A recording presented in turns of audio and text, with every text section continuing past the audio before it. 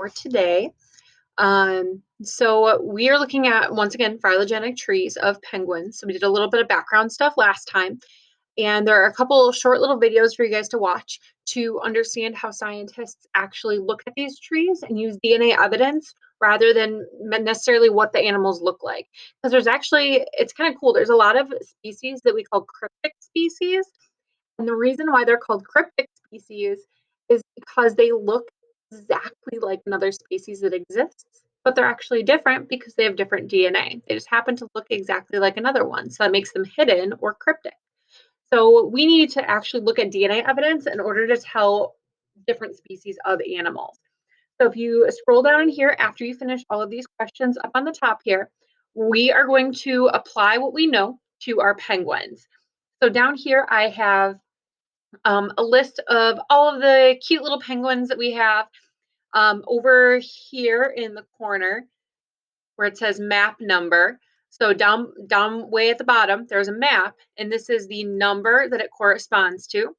We have the common name. So here we have the rockhopper penguin. And then we have the scientific name. So on most things, we're going to see that scientific name, which is your genus, and then it is your species after that. Okay, so we are going to use this in order to get all of the information that we need. So if we scroll down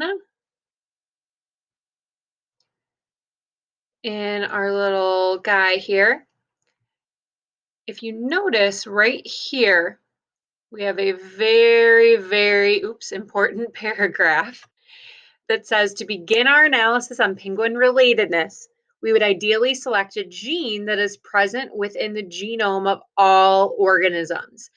So you guys know every single thing that does cell respiration has a mitochondria. We talked a lot about that in second quarter with our otters and talking about cell respiration. So everything has a mitochondria.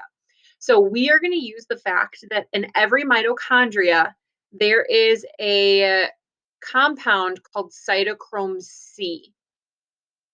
Every single gosh darn living thing that has a mitochondria has cytochrome C. However, my cytochrome C and my dog's cytochrome C is different because we are not the same. So we are using the amount of differences in order to tell how closely related they are. The less differences, so like between human cytochrome C and gorilla cytochrome C, there's only like one difference. Between a human and dog, there might be 15 differences. Between a human and a bird, there might be 20 differences. So the more differences there are in this amino acid, the more distantly related we are. So now here at the bottom, we can use this phylogenetic tree that I made of all of these different species. So there's like all these online databases, which are really cool. And we can actually look at the cytochrome C gene from each of these species of penguins. And what we did is this computer algorithm runs it, and it looks at how closely or distantly related all of these different species are. So if we look up at the top here, the Pygoscalesis, Antarctica, and Paupa, those guys are the most distantly related to all of the other ones. So if this is where our penguins originally started, this is the group that branched off first, okay?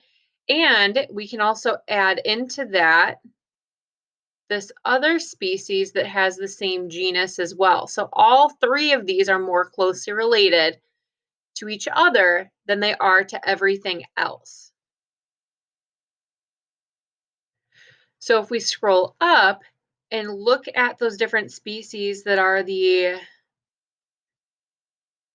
guys right here, so the Adeline penguin, chinstrap, and gentoo penguin, these are like our OG penguins. These are the notorious BIG of penguins. They are the OGs.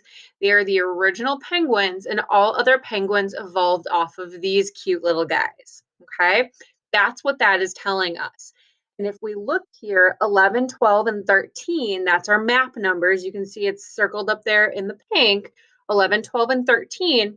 If we scroll down to our map, we can look at where these guys are. So here we have 11 and 12. Here we have 13. Here we have 11, 12, and 13 all together. Here we have 12. Here we have a 13. Okay, so they're in that area, more concentrated in this area, and then they kind of branched out from there. Okay, so those are our original penguins. So we can look by just cross-referencing everything. So when we're looking at how these penguins spread, where do you think penguins originally evolved and how did they spread? And then scrolling up, so if we scroll up, we can look at, all right, now who came off of those next? So the next ones that came off were this group here. So then you can look on your map and where those ones originated from, okay? And then what was the next group that branched off? So that would be either this whole clade here or this one here. So where do they live? So we can actually start looking at the evolutionary spread because of all the different changes in their DNA. So it's so cool. We can actually look at migrations through time based off of this DNA evidence. So I really, really hope this video helps you to do this assignment. If you have any questions, please let me know. Please email me. I would love to help you or set up a Google Meet. Have a great day, guys.